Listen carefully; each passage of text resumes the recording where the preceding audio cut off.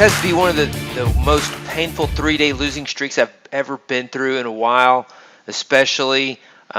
Just the nature of the price action is very frustrating. Feels very manipulated. Hitting stops and reversing 3 days in a row the way it has. The containment of this market amidst all the fundamental news, the constant rescue missions and reversals are just, it's very, very hard market to trade. So we've gone through 3 losing days in a row. And let's go over the results and the trades in the market and everything that's going on. Show you the drawdown curves on multi-charts as well as end-of-day drawdowns. 250K portfolio down 83.50. About 3 days in a row, we've had about an $8,000 or $9,000 drawdown. Hypothetical end-of-day drawdown is 29,102.50.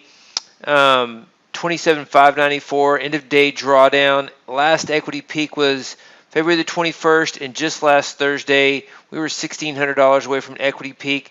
This SVB deal, I don't know what is going on. If the Fed is, something's happening in the market to prop it up or to support it, or, it's hard to say, but it's very, very difficult. It's obviously a different market environment the last few days than I've seen in a while, and you have to wonder if this is a regime change or when this is going to be a more normal, more tradable, real pricing market.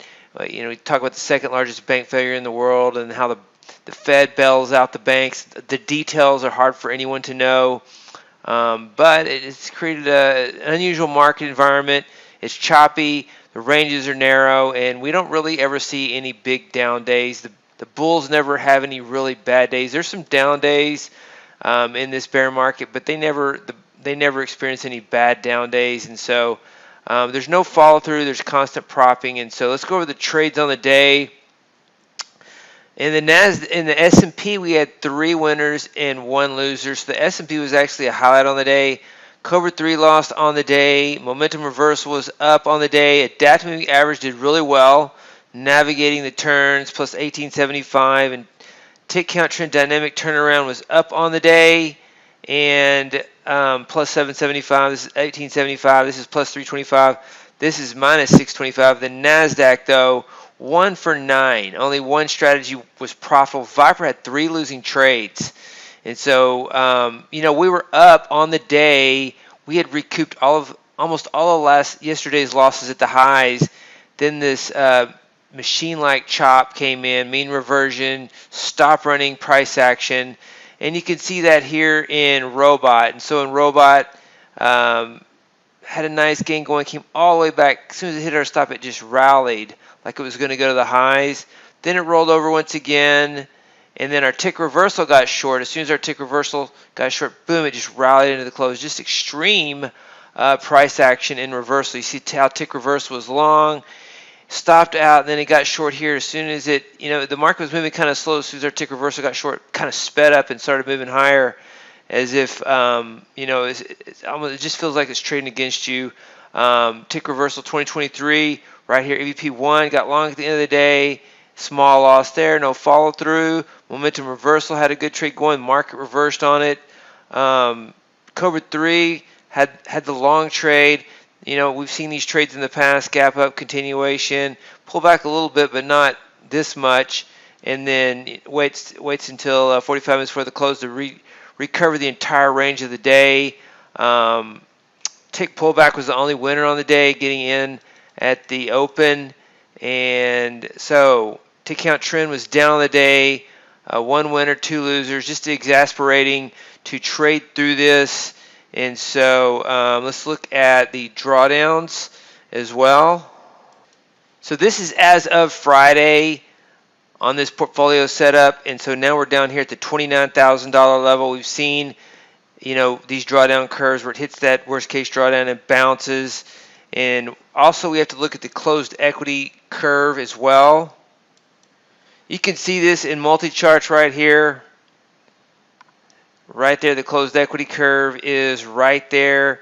And it's about, 8,000. This is about the $35,000 level. And we're at about the 31 or 32,000 level. So for tomorrow's trade, I'm not risking any more than about 5,000 on the open trade, and then I'll just, if it hits that, I'm stopping for the quarter. taking a look at what we're doing. If there's a regime change, this price action is just just exactly out of sync and wrong on every trade that we're taking right now. Here it is on the day session charts with the tick and the advanced decline line, and you can see how the S&P pulled back further than the Nasdaq. The Nasdaq just took out the lows here and then rallied, and then took out those lows once again and then rallied.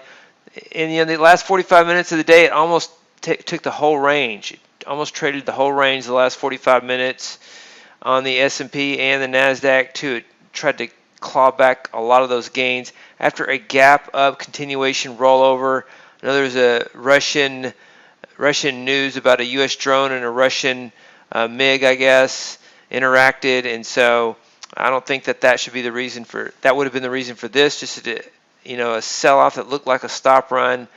The dynamics of this are just really choppy price action. You have this. Here was Friday's trade, here's Monday's trade, and here's Tuesday's trade, and so just looks like a bottoming pattern, but extremely choppy. The ranges are relatively small based on what we've experienced. We had CPI today; it was 6% was anticipated, and we had 6%, and so those are the trades on the day. Once again, tomorrow we're up on the year. And up on the quarter, 92, 24, 50. Going to risk $5,000 intraday, and if we get to that $5,000 intraday point, I'm going to stop for the day and probably stop for the quarter, revise what we're doing.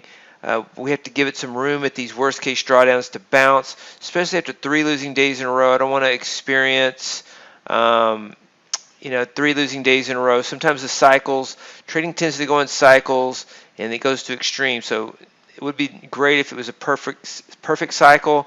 It's not a perfect cycle. You could time it and always pick the beginning of a good cycle. But these are not cyclical cycles, but they are cycles. And so oftentimes when things are extremely against you, they bounce back. And so if you look at a drawdown curve, it does this. And sometimes it'll make that worst low and then bounce back. And so that's where we are, looking for bounce back. Going to protect the gains on the year, and very frustrating year so far as we are midway through March, and we're potentially facing a regime change in the market. And so we'll have to go back and revise what we're doing. The opening chopper strategies could be the way to go, but we need some additional strategies to trade this kind of market that we're seeing in the afternoon that's unprecedented. The way it's been trading the last 3 days, and a lot of February and March anyways have just been different than what we've seen in 2021 and 2022. Hey, David Bean here. Welcome to Capstone Trading Systems YouTube page. Be sure to subscribe to join our community of algorithmic traders. We are real money traders. We share our winning streaks, we share our losing streaks, as well as market updates, strategies, and coding tips.